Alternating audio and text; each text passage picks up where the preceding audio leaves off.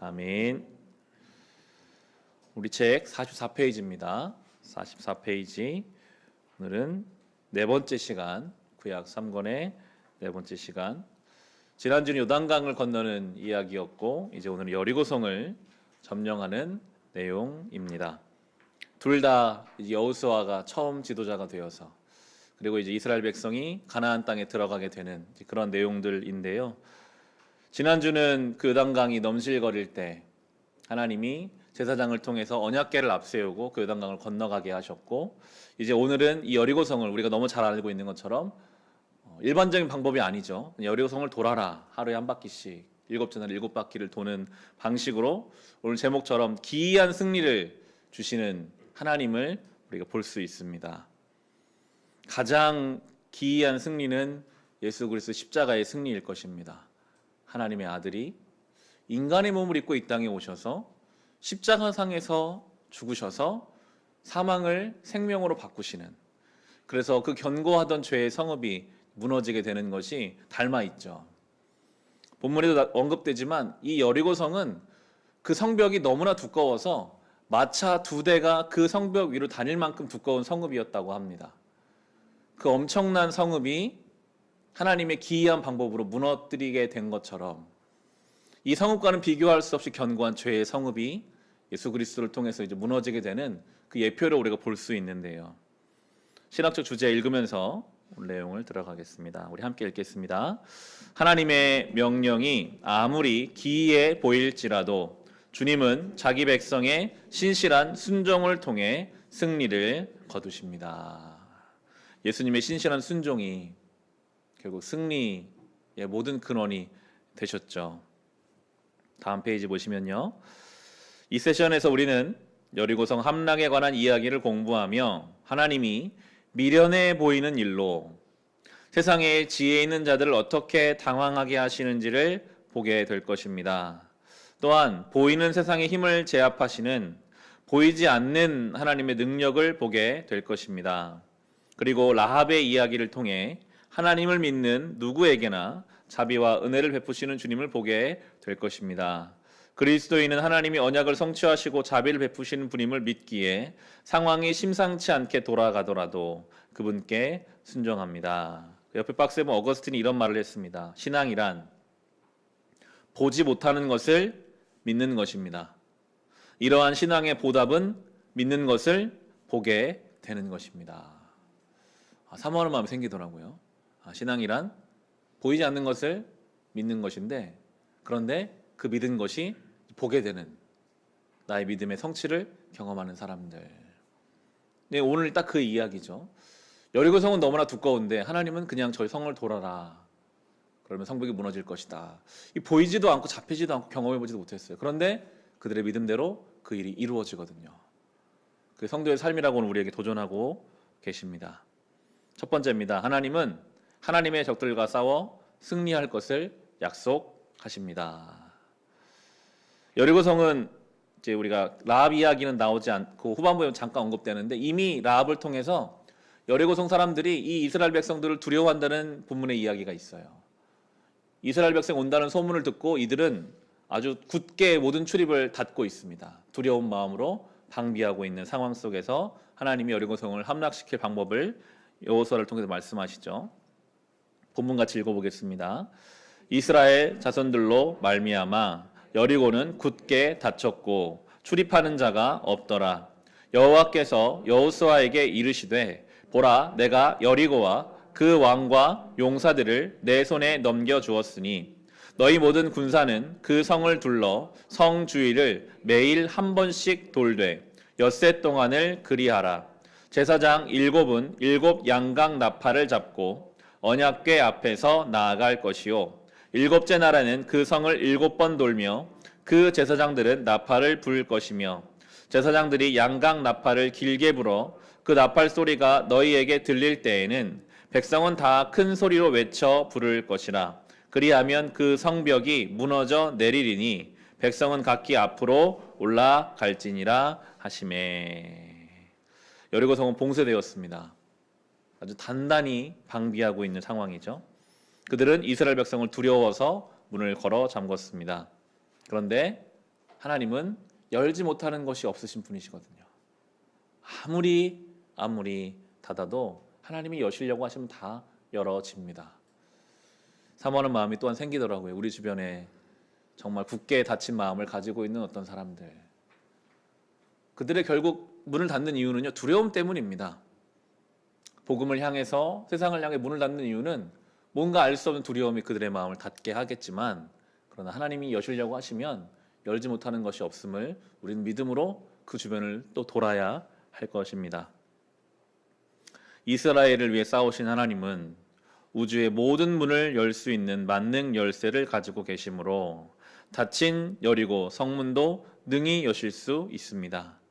그래서 주님은 여호수아에게 내가 모세에게 말한 바와 같이 너희 발바닥으로 밟는 곳을 모두 내가 너희에게 주었노니 라고 말씀하신 것입니다. 하지만 여리고성 주위를 도는 작전은 좀처럼 이해하기 어렵습니다. 그렇죠. 아무리 생각해도 이해하기 어려운 하나님의 방법인데요. 우리가 그렇잖아요. 지는 것이 이기는 것이다. 낮아지는 것이 높아지는 것이다. 섬기는 것이 그것이 권세 있는 것이다 라고 이 세상과는 너무나 다른 이야기를 마치 여리고성을 돌라고 하는 것처럼 우리에게 말씀하세요. 어떻게 지는 것이 이기는 것이 되고 낮아지는 것이 영광스러운 것이 될 수 있을까? 그런데 그렇게 하라고 오늘도 우리를 부르고 계시잖아요. 예수님 먼저 그 길을 가셨고 우리를 따라오라고 하시죠. 좀 더 현실적으로 바꿔본다면 하나님과 하나님 나라를 위해 우리의 시간과 우리의 물질을 사용하는 것, 그것이 교회이든 아니면 내가 신앙의 양심을 행한 어떤 일이든 그것은 세상의 논리와 맞지 않거든요. 성도들만큼 교인들만큼 자신을 위해서보다 어떤 하나님 나라와 교회를 위해서 시간과 물질을 쓰는 사람은 없을 것 같아요. 세상에서는 이해하지 못하거든요.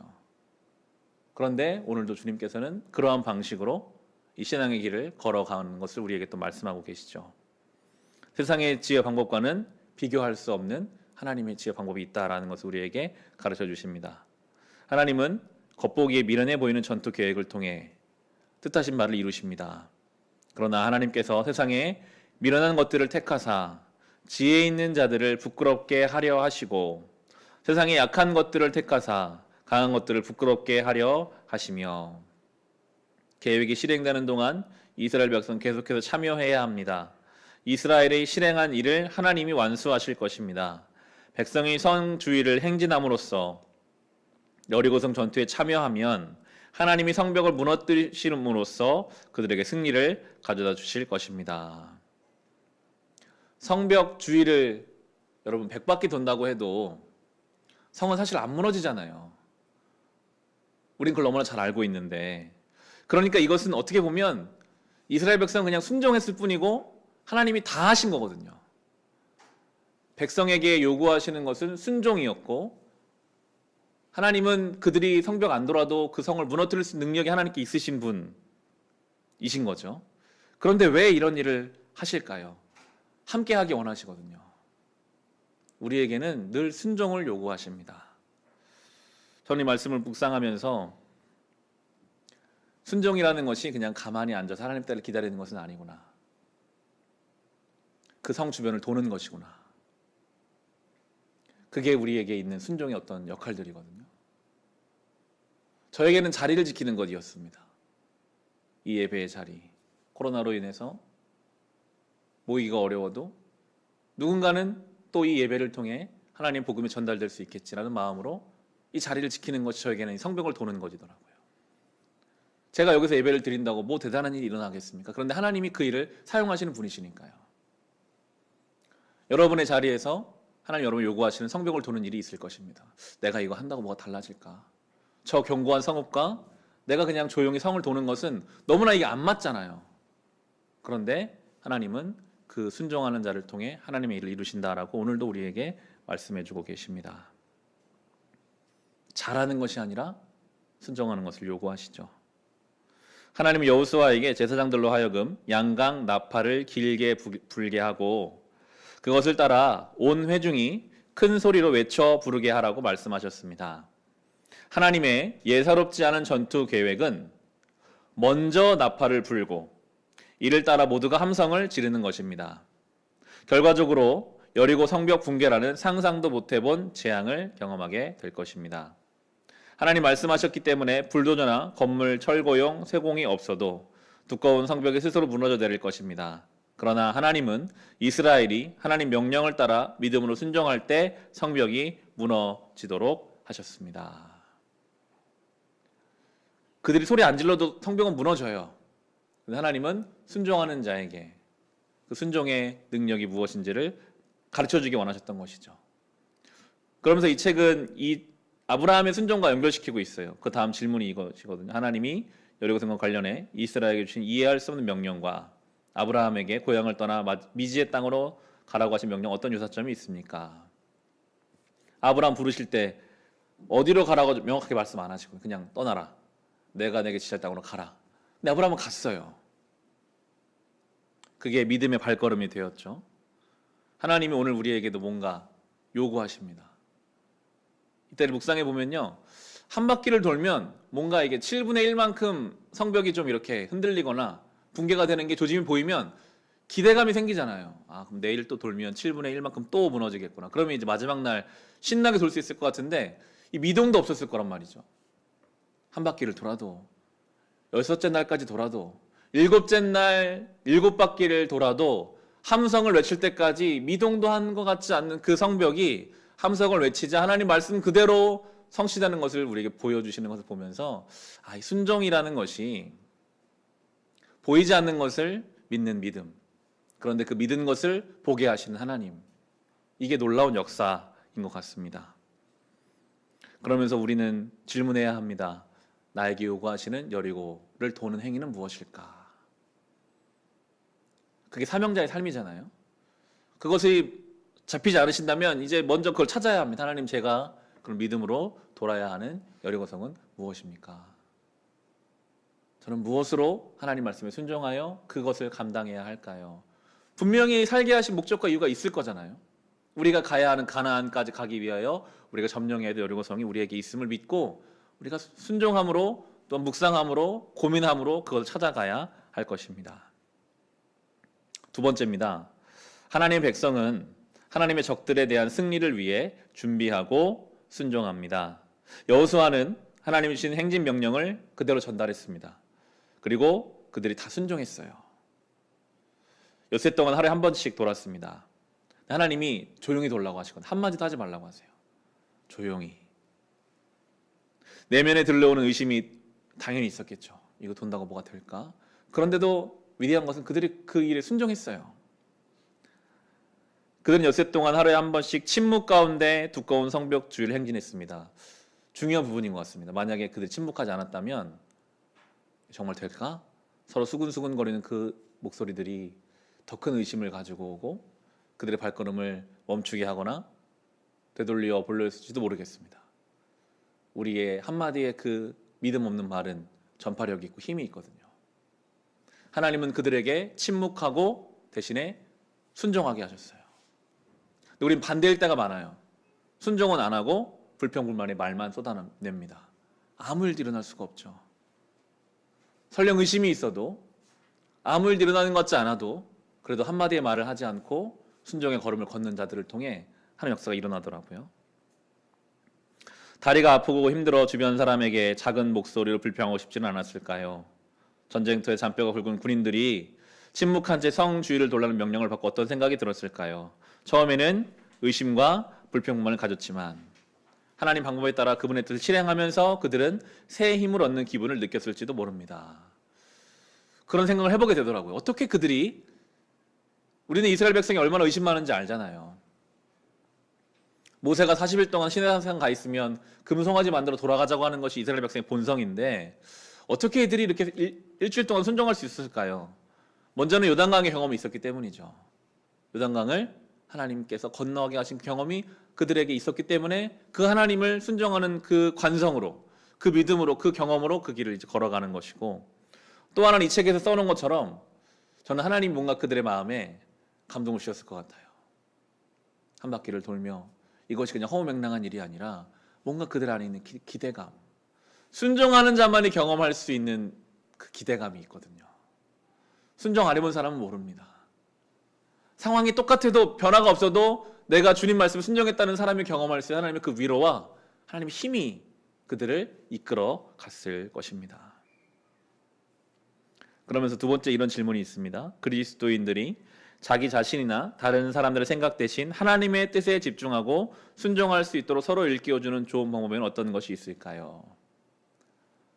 오늘 새벽에도 나누었지만 예배에 어떤 하나님의 은혜를 기억하는 구체적인 자기만의 방법이 있어야 돼요. 우리는 잊어먹게 되어 있거든요.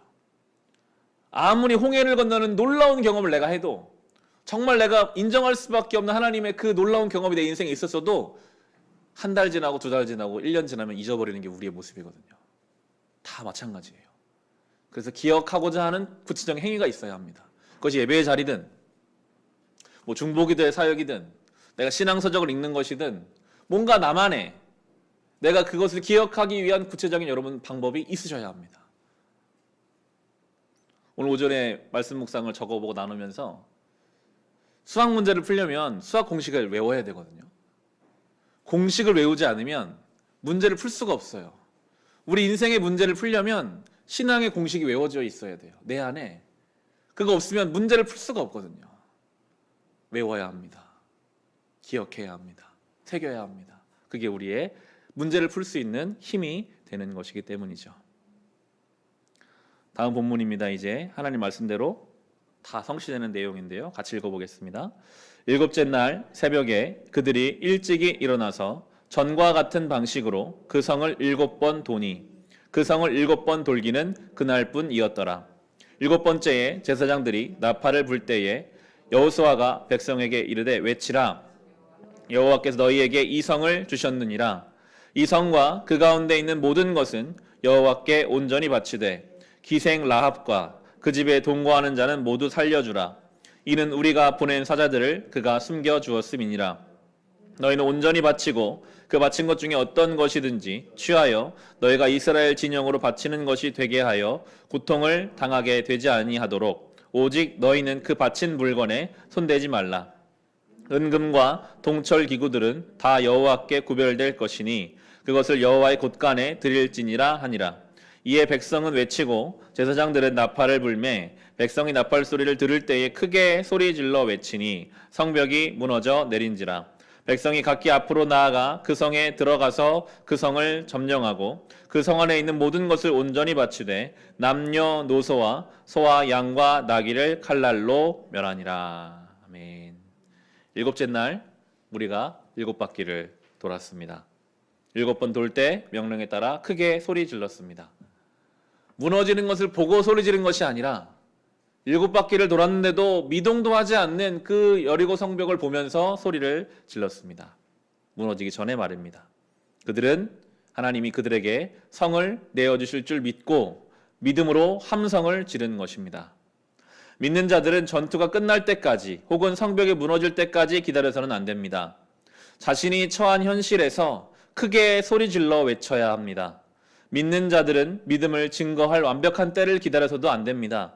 그리스도인은 기도하며 하나님 말씀을 연구하고 기회가 찾아올 때마다 기꺼이 복음을 전해야 합니다.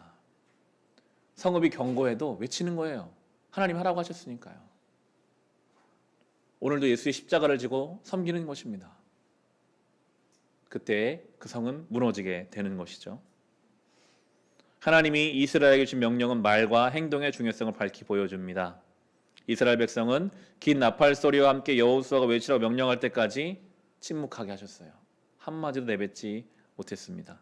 아마도 하나님은 이스라엘 백성이 믿음의 좋은 본이 되도록 그들이 자신들의 믿음을 말보다 행동으로 먼저 나타내기를 원하신 것 같습니다.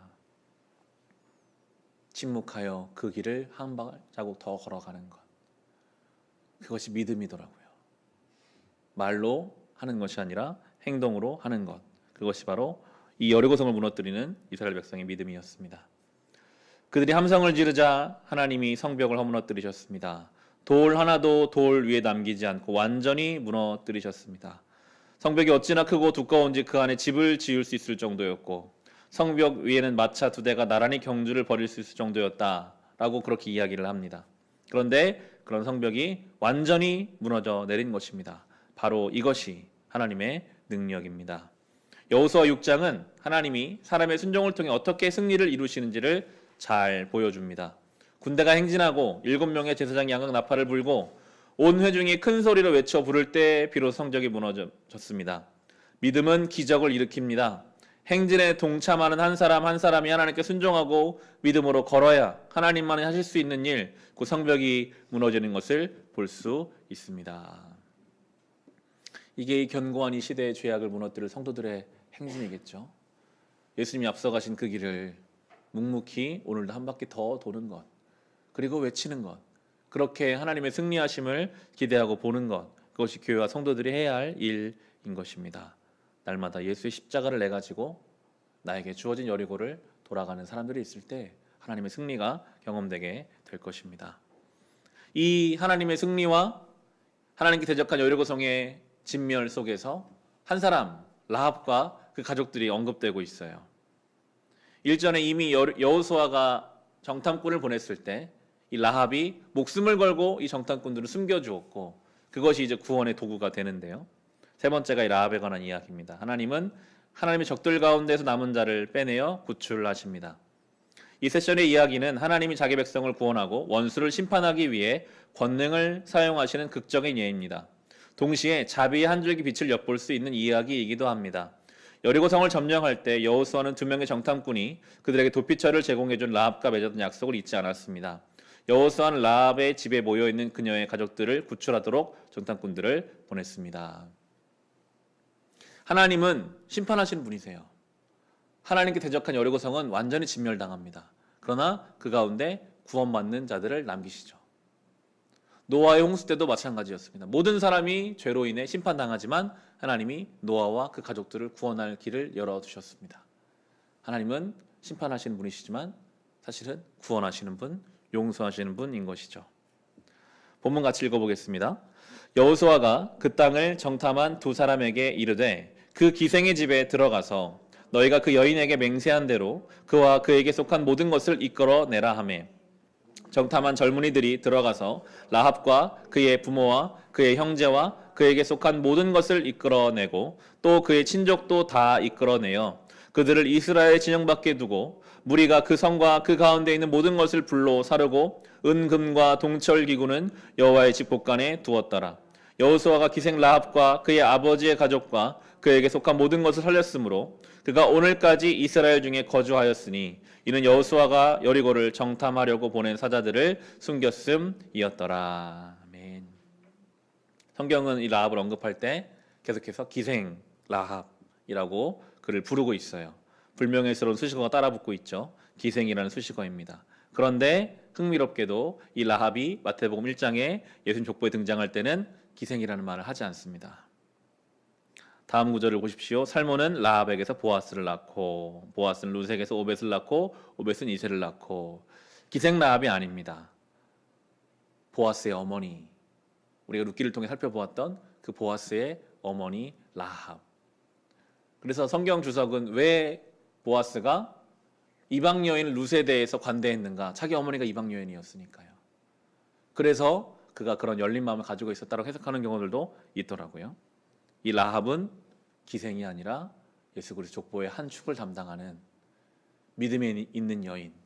그의 믿음은 그만 살린 것이 아니라 그의 온 집안을 구원하게 되죠. 이 기생 라합의 역할이 교회의 역할, 이 시대의 교회의 역할입니다. 하나님을 대적하는 여리고성과 같은 이 시대는 언젠가 다 진멸될 것입니다. 하나님 심판하시는 분이시니까요. 그런데 우리 기생 라합과 같이 별 자격 조건도 안 되지만 하나님을 두려워하는 마음을 가지고 순종했던 우리를 통해 우리 주변의 사람들이 구원받게 하시는 것, 이게 하나님의 구원 역사인 것이죠. 어두운 과거에도 불구하고 라합은 매우 생생한 증인이었습니다. 그녀에게는 평소 생활에 어떤 권위가 있었던 것 같아요. 그의 말을 듣고 몰래 들었으니까요. 많은 사람들이 살았습니다. 그녀는 부모, 형제, 친척들까지 모두 자기 집에 불러들였습니다. 창문에 붉은 줄을 매단 집이 있어야만 살 수 있었기 때문입니다. 얼마나 놀라운 하나님의 은혜입니까? 라합처럼 믿는 자들은 복된 소식을 믿지 않는 자들과 함께 나누도록 부름받았습니다. 사람들을 집으로, 복음으로, 교회로 불러들여야 합니다. 그들이 초청에 응해 집 안으로 들어오기만 하면 예수님 피를 통해 하늘 심판에 살아남을 수 있다는 사실을 알려야 합니다. 평소 라합의 말에 신뢰가 있었을 것입니다. 그러지 않고서는 그 난리통에 그 집에 오지 않았겠죠. 하나님은 여리고를 정복하는 과정에서 이스라엘과 약속 지키셨던 것처럼 남은 자를 보존하겠다는 약속 또한 지키실 것입니다. 그렇기 때문에 우리 하나님을 신뢰하며 그분께 대적하는 자들을 사랑하고 그들이 그리스도의 제자로 거듭나기를 기도함으로써 하나님께 순종해야 합니다. 그리고 사람들에게 나아가 기도와 말씀과 간증으로 복음을 전해야 합니다. 결론입니다. 그리스도인이 하나님께 대적하는 사람들까지 보살피는 일은 쉬운 일이 아니죠. 여리고 성은 그런 성읍이었죠. 하나님께 대적하는 사람들. 좀 교회에 열린 사람은 괜찮은데 아주 반기독교적이고 복음을 비판하는 그 사람들까지 우리가 신경 쓰기는 요나처럼 싫기도 하거든요. 이 책은 이렇게 써요. 하지만 우리는 이 사실을 명심해야 합니다. 예수님이 잃어버린 영혼을 위해 자기 생명을 내어주신 것도 결코 쉬운 일이 아니었다라는 사실을 말입니다. 그리스도께서는 자기를 따르는 이들을 위해 순종의 본을 보이셨습니다. 하나님은 자기 아들의 신실한 순종을 통해 원수들에 대한 궁극적인 승리를 거두십니다. 그리스도인은 믿지 않는 사람들에게 복음을 증거하고 기도하고 말씀을 연구함으로써 하나님이 기이한 승리에 동참해야 합니다. 여리고 성을 돌라는 말씀에 순종해서 그 견고한 성을 무너뜨린 것처럼 예수께서는 십자가에 순종하심으로 견고한 죄의 성읍을 무너뜨리셨고 이제 우리가 그 복음의 은혜에 동참하라 라고 우리를 부르고 계십니다. 이제 마지막 적용입니다. 하나님은 그분의 말씀과 우리의 기도와 간증을 무기 삼아 이 세상에서 악의 세력에 대항해 싸우도록 우리를 부르셨습니다. 첫 번째, 이 세상이 악과 싸울 때 우리의 말씀과 우리의 기도와 간증이 어떻게 우리의 무기가 될 수 있습니까? 묵묵히 주신 말씀을, 그래서 우리는 매일 말씀 묵상하는 게 참 중요한 것 같아요. 오늘 나에게 주신 정말 한 단어의 말씀이라도 붙잡고 내가 이게 오늘 붙잡고 내가 돌아야 할 여리고성을 돌아야 하겠구나. 하나님은 분명히 그 시의적절하게 말씀을 주시거든요. 우리가 우둔해서 그 말씀을 듣지 못할 뿐이지 날마다 순간마다 하나님 말씀하십니다. 그럼 그 말씀 붙잡고 우리는 그 말씀에 순종하는 마음으로 도는 거예요. 그러면 그가운데 승리를 주시는 거죠. 그게 우리가 이 땅에서 신앙생활하며 승리를 경험할 수 있는 방법인데 하나님 말씀이 들려오지 않고 내 마음대로 살려고 하다 보면 당연히 질 수밖에 없는 것이죠. 두 번째, 공동체가 중요한데요. 우리가 속한 공동체가 실천하는 믿음을 보이는 방법에는 어떤 것들이 있을까요? 실천하는 믿음. 우리에게 주신 재정과 시간을 하나님 원하시는 방법대로 사용하는 것. 저는 그거라고 믿습니다. 우리 공동체가 말로만 사랑을 말할 수는 없잖아요. 우리 가장 중요한 것이 재정과 시간인데 그럼 그것을 나의 위주로가 아니라 성경적으로 복음적으로 하나님 원하시는 대로 어떻게 쓸 것인가 연구하고 고민하고 사용해 가는 것. 그것이 실천하는 믿음이겠죠. 마지막으로는 하나님으로부터 너무 멀리 떨어진 그들에게 어떻게 복음을 전할 수 있을 것인가. 라합처럼 내가 경험한 그 하나님을 내 주변 사람들에게 전달하는 것. 여리고성은 반이스라엘 정서가 가득했을 거예요. 저들이 우리를 진멸할 것이다. 그런데 그들에게 이 복음을 전할 수 있을 만큼 내가 경험한 생생한 하나님을 전할 수 있어야 되는 우리의 그런 책임과 사명이 우리에게 있는 것입니다. 우리의 삶에는 여리고성같이 견고한 반대되는 어떤 것들이 있을지 모르겠습니다. 그러나 하나님이 더 크신 분이시니까 오늘도 우리는 그 하나님 믿고 나에게 주신 십자가를 지고 그 성을 돌면 놀라운 승리를 경험하게 될 것입니다. 이 말씀대로 살아갈 수 있기를 주님의 이름으로 축원합니다. 우리 앞서 부른 찬송 아무것도 두려워 말라 찬송으로 마치겠습니다.